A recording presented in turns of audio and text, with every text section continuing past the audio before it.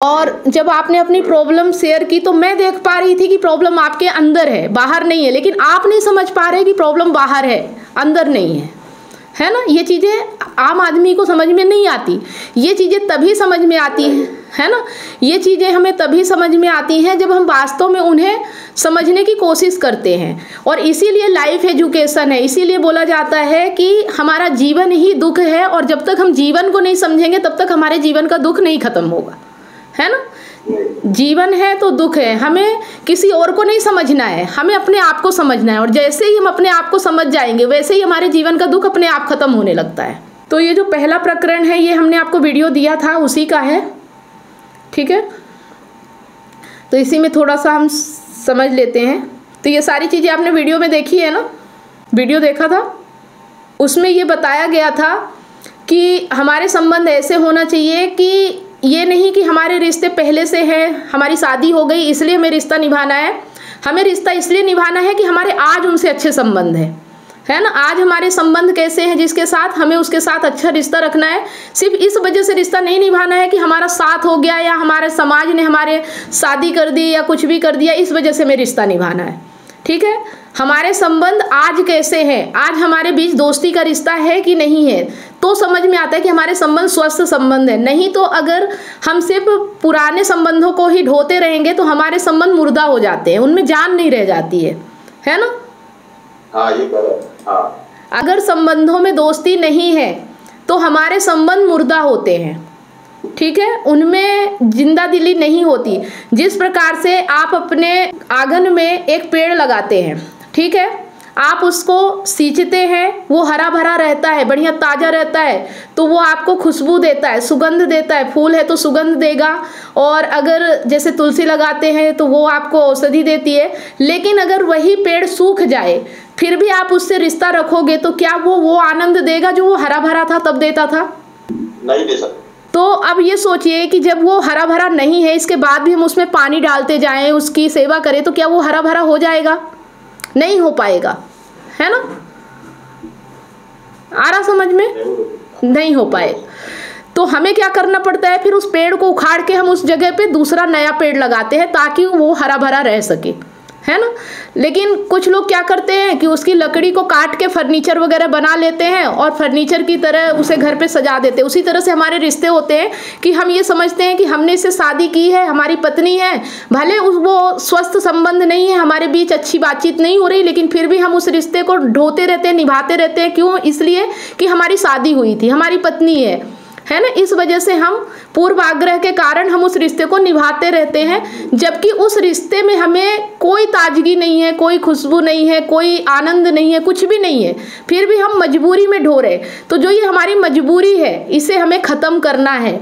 अगर हम अपने आप इस मजबूरी को ख़त्म कर पा रहे हैं तो हमें ज्ञान की ज़रूरत नहीं है। लेकिन अगर हम इस मजबूरी को नहीं ख़त्म कर पा रहे, हमें चिंता हो रही है समाज क्या कहेगा, दुनिया क्या कहेगा, हम मुसीबत में फंस जाएंगे, तो फिर आपको इस ज्ञान की ज़रूरत है, ठीक है। हमारे ऊपर जो संस्कार बचपन से दिए जाते हैं, समाज के द्वारा या रिलेटिव्स के द्वारा, वो और मोह को हम कैसे, मतलब वही मोह बन जाता है क्या बाद में? हाँ, आपके मोह बन जाता है, आपके विचार ही आपके मोह बन जाते हैं, है ना। आपका जैसा विचार होगा वैसे ही आपकी वृत्ति हो जाती है, ठीक है। वृत्ति, मोह एक वृत्ति है ना। और विचार संस्कृत से आते हैं, जैसे कि हमने बात की गीता में कि विचार संस्कृत से आते हैं और मोह जो होता है वो वृत्ति से आता है, ठीक है। तो वृत्ति जो होती है वो विचार से बनती है। जब आपके अंदर विचार आते हैं तो आपकी वृत्तियाँ बनती हैं, है ना। जैसे आपके मन में विचार आया कि मुझे गुलाब जामुन खाना है, तो अब आपकी वृत्ति कहेगी कि चलो मैं खिलाती हूँ। मोह क्या है? एक भावना है ना। हमारी भावनाएं नहीं होती कि हमें इस व्यक्ति से प्यार है, हमें सामने वाले व्यक्ति से प्यार है तो हमें मिलना है। आ रहा समझ में? हाँ, आ गया समझ में आपको? जी। और ये चीज़ें जब तक हमारे जीवन में रहेंगी, ठीक है, जब तक हम संस्कृत के गुलाम रहेंगे और जब तक हम अपने वृत्ति के गुलाम रहेंगे। अगर ये वृत्ति और ये संस्कृत हमें चला रही है तो हमारे जीवन में आनंद कभी नहीं आ सकता, हमारे जीवन में हमेशा दुख ही रहने वाला है, इससे हम मुक्त नहीं हो सकते। ठीक है, संस्कार हाँ, की गुलामी में नहीं रहना है। हाँ, संस्कार की गुलामी नहीं करना है और वृत्तियों की गुलामी नहीं करना है, चाहे मोह हो, चाहे लालच हो, चाहे डर हो, चाहे जो भी हो। ये भावनाएं जो हमारे अंदर से उत्पन्न हो रही ना, इनको हमें हटाना है, इनका गुलाम नहीं बनना है हमें, मतलब इनको अपना गुलाम बनाना है, ना कि हमें इनका गुलाम बनना है। ठीक है, इनको अपना गुलाम बनाने को ही आत्मा हो जाना कहा जाता है ना। और आत्मा का मतलब होता है सत्य। जब आप सत्य के साथ हो जाएंगे तब फिर ये चीजें अपने आप आपके जीवन से हट जाएंगी। ठीक है, आ गया समझ में? ओके, अब एक चीज समझते हैं कि अगर हमें दुख हटाना है, ठीक है, अगर हमें अपने जीवन से दुख हटाना है तो हमें सुख की भी कामना नहीं करना है। अगर हम सुख की कामना करेंगे तो दुख हमें अवश्य मिलेगा, ये निश्चित है, इसको कोई नहीं हटा सकता, है ना, ये तय है। अगर हम जिस व्यक्ति से या जिस चीज से सुख की कामना रखेंगे उसी से हमें दुख आता है। दुख डायरेक्ट हमारे पास नहीं आता है, क्योंकि अगर दुख डायरेक्ट आपका दरवाजा खटखटाएगा तो आप दरवाजा नहीं खोलोगे, लेकिन वो सुख के रूप में आपके पास आता है ना, वो सुख बन के आता है आपके साथ, वो सुख बन के आता है और बाद में वही दुख बन जाता है। ठीक है, अगर आपको दुख छोड़ना है तो आपको सुख को भी छोड़ना पड़ेगा, मतलब हमें ना सुख की कामना करना है ना दुख से प्रभावित होना है। जो भी हमारे जीवन में जो भी हो गया, जो भी चीज़ें हो रही हैं, ये हमारे हाथ में नहीं होता, मतलब हमें सुख मिलेगा या दुख मिलेगा ये हमारे हाथ में नहीं है। लेकिन जो सुख आया है ये हमें समझना है कि ये भी ज़्यादा दिन नहीं रहने वाला, और जो दुख है ये भी ज़्यादा दिन नहीं रहने वाला, है ना। इस चीज़ को जब हम समझ जाते हैं तो हम फिर सुख और दुख में समभाव रहते हैं, ना हम सुख से ज़्यादा उछलते हैं और ना दुख से ज़्यादा विचलित होते हैं। फिर हमारी जो अंदर जो भावनाएं होती हैं वो स्थिर हो जाती है, फिर वो बहुत ज़्यादा उथल पुथल नहीं होता हमारे अंदर, फिर वो प्रभाव नहीं डालती हैं। जब हमें ये चीज़ समझ में आ जाती है कि जिस चीज़ की हम कामना कर रहे हैं सुख की, उसी चीज़ से हमें दुख आने वाला है, तो फिर हम सुख भी छोड़ देते हैं। फिर हमारे जीवन में जो भी आता है ना, उस पल जो भी रहता है, अगर दुख है तो हम प्रयास करेंगे, अगर सुख आया है तो उसे हम उसी तरह से एक्सेप्ट करेंगे कि ठीक है आया है, और बहुत ज़्यादा इससे हमें ये नहीं उछल पड़े कि बस अब सुख ही सुख आ गया, अब तो जीवन में दुख कभी आएगा ही नहीं, हम भूल जाते हैं सुख में, है ना। तो जी, इन चीज़ों में फिर हम प्रभावित नहीं होंगे, और जब हम प्रभावित नहीं होते हैं तब हमारा जीवन वास्तव में सही जीवन होता है, फिर हम सोच समझ सकते हैं। लेकिन अगर हमारे ऊपर वृत्तियां हावी हैं, समाज हावी है, संस्कृत हावी है, तो फिर हम सही निर्णय नहीं ले पाते, हम अपनी ज़िंदगी को सही तरीके से समझ नहीं पाते और जी नहीं पाते हैं। यही हमारा दुख है। ठीक है, जब तक हमारे अंदर डर है कि कोई क्या कहेगा, जब तक ये चिंता है कि अगर ऐसा कर दिया तो इसका नुकसान हो जाएगा, तब तक ना हम खुद के साथ न्याय करते और ना दूसरे व्यक्तियों के साथ न्याय करते। हम सोचते हैं कि हम सही कर रहे हैं, लेकिन हम सही करते नहीं हैं। अगर सही ही होता और हम सही कर रहे होते तो फिर हमारा जीवन ऐसे कैसे हो जाता, सही होता ना फिर हमारा जीवन। हमारे जीवन में प्रॉब्लम क्यों आती इतनी सारी? हाँ, सही बात।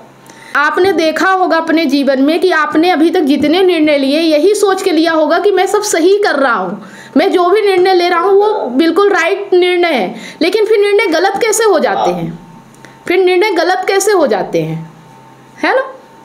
हाँ।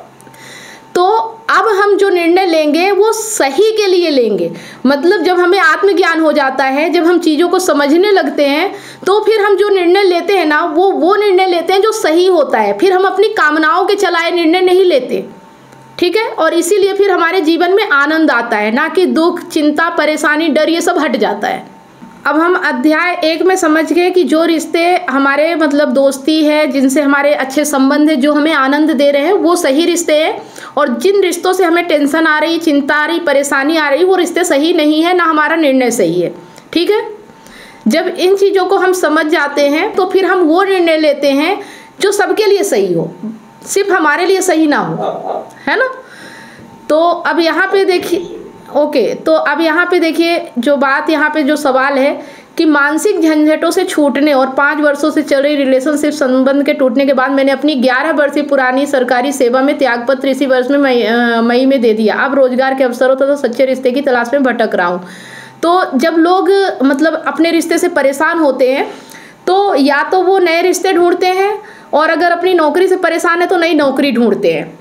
मतलब हमें लगता है कि हमारा समाधान यहीं से होने वाला है, ठीक है, कि हम रिश्ते बदल देंगे या नौकरी बदल देंगे तो हमारे जीवन का समाधान हो जाएगा। लेकिन ये जो हमारी सोच है ना, ये गलत है, क्योंकि बाहर बदलाव करने से हमारे जीवन में कुछ नहीं बदलेगा जब तक हम अपने अंदर बदलाव नहीं करेंगे। अगर अंदर बदलाव नहीं करेंगे तो दूसरा रिश्ता आएगा, उसमें भी यही प्रॉब्लम आएगी। दूसरी नौकरी में भी जाएंगे तो वहाँ भी वही समस्या आने वाली है ना, जब तक हम अपने आप को नहीं समझेंगे। ठीक है जी। तो यहाँ पे देखिए कुछ बातें समझनी होगी। जीवन में रिश्तों का महत्व क्या है। अभी आपने एक अपने संबंध विच्छेद की, ब्रेकअप की बात करी, और फिर आपने कहा कि अब आप उस रिश्ते को भी छोड़कर और नौकरी भी छोड़कर नए रिश्ते और नई नौकरी के लिए भटक रहे हैं। रिश्तों की ज़रूरत क्या है, रिश्ते क्या होते हैं। एक रिश्ता तोड़ा है, अगले रिश्ते की तलाश में है। एक नौकरी छोड़ी है, अगली नौकरी की तलाश में है। ये रिश्ते चीज़ क्या है। संबंधित होना माने क्या, हम संबंधित होते हैं क्योंकि हम परेशान हैं, है ना। अगर हम परेशान हैं तो ही हम किसी और को ढूंढते हैं। अगर हम परेशान नहीं होते तो हम संबंधों की ज़रूरत हमें क्यों होती। हम अधूरे होते हैं तभी तो हमें संबंधों की ज़रूरत होती है ना। तो हम संबंधित होते हैं क्योंकि कहीं कुछ कमी रहती है, कुछ अकेलापन, कुछ सूनापन, कोई अपूर्णता, तो हम संबंध बनाते हैं। कई बार वो अकेलापन बिल्कुल प्रकट होता है तो आप साफ साफ कह देते हैं कि बड़ा लोनली, अकेला हूँ, कोई साथी चाहिए। यही शब्द रहते हैं ना, बड़ा प्रकट रहता है। और कई बार रिश्ता बनाने के पीछे जो मनसा है, नियति है, प्रेरणा है, वो इतनी प्रकट नहीं रहती, लेकिन रहती वो यही है। अवचेतन रूप से रिश्ता बनता ही इसीलिए है क्योंकि आदमी में कुछ अधूरा है, तो वो पूरेपन के लिए आगे बढ़ता है। जो पूरापन व्यक्ति एक रिश्ते में तलाशता है वो उसे रिश्ते में मिलता नहीं। मतलब हम अधूरे होते हैं, इसलिए हम दूसरे रिश्ते से जुड़ते हैं। एक पुरुष है तो हम एक महिला चाहते हैं ताकि हम पूरे हो जाएं। हम शादी करते हैं, हम पत्नी घर लेके आते हैं, लेकिन फिर बाद में पता चलता है कि जिस पूर्णता की तलाश में हम भटक रहे थे वो तो मिला नहीं। मतलब वो तो हुआ नहीं, हम पूरे तो हुए नहीं, अभी भी हम अधूरे हैं, है ना। तो इसलिए रिश्ते हमारे या तो टूटते हैं या फिर बने भी रहते हैं तो मुर्दा होकर। समझ रहे हैं। जब हम जो कामना करते हैं वो कामना हमारी उस रिश्ते से पूरी नहीं होती तो फिर वो रिश्ते हमारे लिए या तो मुर्दा समान हो जाते हैं या फिर टूट ही जाते हैं। ठीक है, या तो जुड़े रहते हैं तो ऐसे रहते हैं जैसे कि किसी मृत व्यक्ति के साथ आप रह रहे हो, फिर वो जिंदा नहीं रह जाते ऐसे रिश्ते। ठीक है, तो जिसको रोपा था अपने आंगन में कि सुंदर वृक्ष बनेगा और खुशबू देगा, वो मर गया। पर ये मानेंगे नहीं कि वो कब का मर चुका है। मतलब हमारे दुख का कारण क्या है कि हम मानते नहीं हैं। समझ रहे हैं। हम ये तो देख पा रहे हैं कि हमारे रिश्ते सही नहीं चल रहे, लेकिन हम अभी भी मान नहीं रहे हैं। जो मान नहीं रहे इसीलिए हमें दुख हो रहा है। अगर मान जाएं, समझ जाएं, तो आ रहा है समझ में कि हमारे रिश्तों में प्रॉब्लम, दुख क्यों हो रहा है, क्योंकि हम ये नहीं समझ पा रहे कि जो हम रिश्ता जिसे निभाने की कोशिश कर रहे हैं वो रिश्ता हमारे लिए मुर्दा हो चुका है। उस रिश्ते का अस्तित्व हमारे लिए कुछ भी नहीं है ना। तो क्या करेंगे, उसकी लकड़ी को घर का फर्नीचर बना लेंगे और कहेंगे वो अभी भी है। मतलब जो पेड़ सूख चुका है उसकी लकड़ी का हम फर्नीचर बना लेंगे और फर्नीचर को देखेंगे और कहेंगे वो है, जबकि वो फर्नीचर क्या उस पेड़ की तरह लहलहा सकता है, हरा भरा हो सकता है क्या? नहीं हो सकता ना। फिर भी हम इसी को कहते हैं मोह। मतलब हमने पेड़ लगाया और वो सूख गया, फिर भी हम उसे अपने पास रखेंगे क्योंकि हमें उससे मोह है, हम उसको छोड़ना नहीं चाहते। ठीक है, अधिकांश रिश्ते जो 20-40 साल पुराने हैं वो ऐसे ही होते हैं। वो फर्नीचर की तरह होते, एक जीते हंसते झूमते फलित होते पुष्पित होते पेड़ की तरह नहीं होते। ये खेद की बात है। मतलब ये दुख की बात है कि वो रिश्ते वैसे नहीं होते, फिर भी हम उन्हें फर्नीचर की तरह सजा के अपने घर पे रखते हैं। ठीक है, कई बार तो सीधे वो हो जाता है जो आप कह रहे हैं, ब्रेकअप। मतलब कई बार तो ऐसा होता है कि रिश्ता ऑटोमेटिक टूट ही जाता है ना। और कई बार जहाँ नहीं भी टूटता वहाँ मुर्दा हो चुका होता है। मतलब आप साथ रह रहे होते हैं, लेकिन उस साथ का कोई अस्तित्व नहीं होता, कोई मतलब नहीं होता आपके लिए, ठीक है। फिर भी आप उस रिश्ते को ढो रहे होते हैं, निभा रहे होते हैं, है ना। तो बस फर्नीचर बनकर जीवन में मौजूद होता है, तो हमें लगता है कि अभी है, अभी तो है रिश्ता, है नहीं, उसमें कोई प्राण नहीं है, उसका बस आकार है, नाम है, वजन है ना, उसमें रिश्ता नहीं है। फिर दूसरा रिश्ता बनता है और उसकी भी यही गति होती है। मतलब आप जो एक रिश्ते से बाहर निकलोगे तो फिर दूसरा बनाओगे, फिर तीसरा, फिर चौथा। एक तल पर रिश्ता जब दिख जाए कि और ज़्यादा बनाने से फ़ायदा नहीं है, तो आदमी कहीं और निकल पड़ता है रिश्ते बनाने। मतलब जब उसे ये समझ में आ जाता है, एक शादी टूटी फिर दूसरी करेगा, दूसरी तीसरी, ऐसा होता ही रहता है समाज में, है ना। लेकिन हमें समझ में नहीं आ रहा है कि प्रॉब्लम हमारी शादी में नहीं है, हमारी कामना में है। हम जो चाहते हैं वो पूरा नहीं हो रहा, और ये ब्रह्मांड में, अस्तित्व में है ही नहीं कि आप जो चाहो वो पूरा हो जाए, है ना। ये है ही नहीं, तो आपको कहाँ से मिल जाएगा। मतलब हमारी जो कामना है वो पूरी नहीं हो रही। एक से नहीं हुई तो हम दूसरे के पीछे भागेंगे, दूसरे से नहीं हुई तीसरे के पीछे भागेंगे, लेकिन कामना कभी पूरी होती ही नहीं है। ये चीज़ हमें समझ में नहीं आता, ठीक है। मतलब दिक्कत कहाँ है, रिश्ते में नहीं है, दिक्कत हमारी कामना में है। तो जब ये समझ में आ जाता है कि जो हम कामना कर रहे हैं वो कभी पूरा हो ही नहीं सकता, वो पूरा बाहर से होना ही नहीं है। मतलब आप बाहर चाहे कितना भी प्रयास कर लो, आपकी कामना कभी पूरी नहीं होने वाली। पूर्णता आपको आपके भीतर मिलती है, आप आनंद अपने आप में होते हो, आपको कोई खुश नहीं कर सकता। अगर आप खुद में खुश नहीं है ना, तो सामने वाला आपको नहीं हंसा सकता, समझ रहे हैं। जी जी। तो खुशी आपके अंदर से आनी चाहिए। आप अगर प्रसन्न हैं तो आप सबको प्रसन्न कर सकते हो, लेकिन जब आप अंदर से दुखी हो तो आप कितना भी बाहर रिश्ते बना लो, आपको खुशी कैसे मिल जाएगी, समझ रहे हो। नहीं। हाँ। तो यही चीज हमें नहीं समझ में आती कि हम जो कामना कर रहे हैं वो कामना बाहर से पूरी होने वाली ही नहीं है, और हम दोष देते हैं कि हमारी पत्नी ऐसी है इसलिए हमें दुख हो रहा है। हम ये नहीं समझ रहे कि हम जो पत्नी से कामना कर रहे हैं वो पूरी नहीं हो रही, इसलिए हमें दुख हो रहा है ना। जी जी जी। ठीक है जी। अगर ये समझ में आ जाए तो जीवन का दुख ही खत्म हो जाए। लेकिन ये इतना आसान होता तो इतनी सारी किताबें, इतना सारी चीजें क्यों होती। अगर एक आम आदमी ऐसे ही समझ जाए तो इतना सारा दुख ही नहीं होता, है ना। तो ये समझने वही तो दिक्कत है। हाँ, तो अब यहाँ पे नहीं होता है कि वो चीजों को हम समझे इतने, मतलब एक सेशन में, या इतने बड़े संस्कार, इतने सालों के संस्कृत इतने आसानी से नहीं जाएगी, इसे नहीं जाएगा। इसीलिए इसे हमें हर रोज समझना है, कंटिन्यू रखना है, ताकि हमारा दिमाग, जो हमारे विचार पहले के भरे हुए हैं वो खाली हो और नए विचार हमारे जीवन में आए, ताकि हमारा जीवन नया हो सके, है ना। हाँ। तो घर के भीतर के जो रिश्ते हैं इनमें से तो कुछ रखा नहीं, तो चलो बाहर निकलकर नेटवर्किंग करते। फिर आदमी क्या सोचता है कि पत्नी से सुख नहीं मिल रहा, तो फिर वो अवैध संबंध बनाना शुरू कर देता है, एक्स्ट्रा मैरिटल अफेयर में पड़ जाता है, फिर वहाँ भी खुशी नहीं मिलती। मतलब एक व्यक्ति को अगर अपने अंदर खुशी नहीं है तो उसे दुनिया में कहीं भी खुशी नहीं मिलेगी। ये चीज़ अगर वो समझ गया तो भटकना छोड़ देगा, है ना। फिर ऐसे लोग देखे हैं ना जिन्हें घर पर रहना पसंद नहीं होता। वो कहते हैं हम बहुत व्यस्त हैं, हम कामकाजी हैं, वो विदेशों के दौरे करते रहेंगे, इधर रहेंगे उधर रहेंगे, वो कुछ नहीं कर रहे, वो रिश्ते बना रहे हैं और बाहर वो कर वही रहे हैं जो वो घर में करना चाहते थे। घर में हुआ नहीं तो बाहर कर रहे हैं।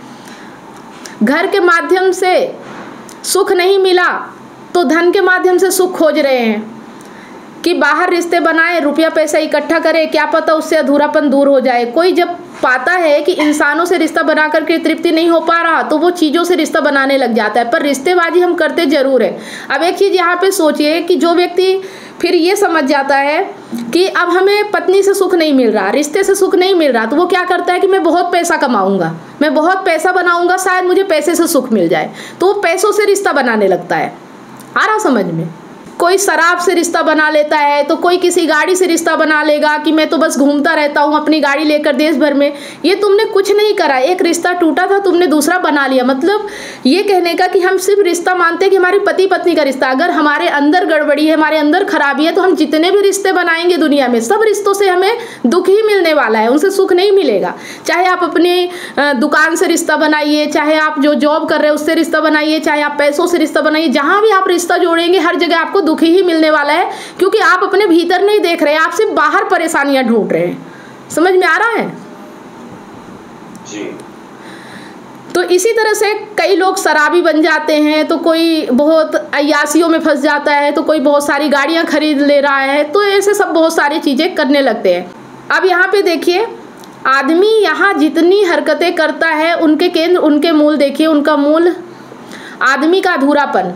हम दो बातें कह रहे हैं, पहली आदमी अधूरा है और दूसरी चूंकि वो अधूरा है इसलिए उसकी बुद्धि भी अधूरी है। इसीलिए इस बुद्धि का इस्तेमाल करके, इन अधूरी भावनाओं का इस्तेमाल करके, अपनी अधूरी प्रेरणाओं का इस्तेमाल करके वो जो रिश्ता बनाता है वो सब रिश्ते भी अधूरे हैं।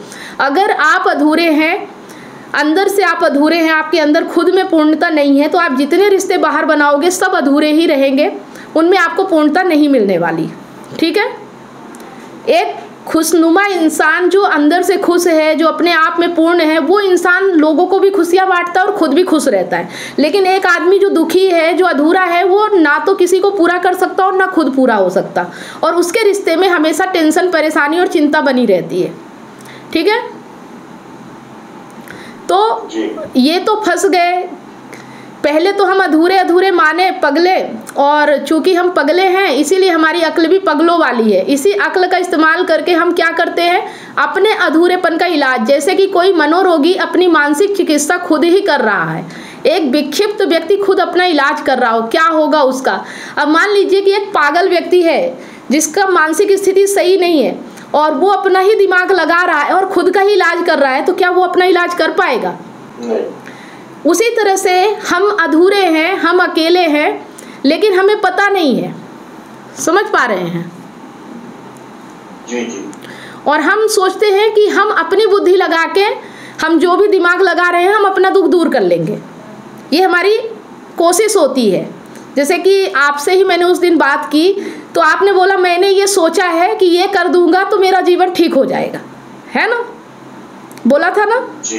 लेकिन आप सोच, आपका केंद्र क्या है? आप अधूरे हैं, अपूर्ण हैं, आप दुखी हैं, तो आप सोचेंगे जो, तो वो अच्छा कैसे हो सकता है ना? आपको पहले अपने विचारों पे काम करना होगा, पहले अपने आप को पूर्ण बनाना होगा, पहले अपने अंदर खुशियां लानी होगी, फिर उसके बाद आप जो सोचेंगे वो आपका फिर सही निर्णय होगा।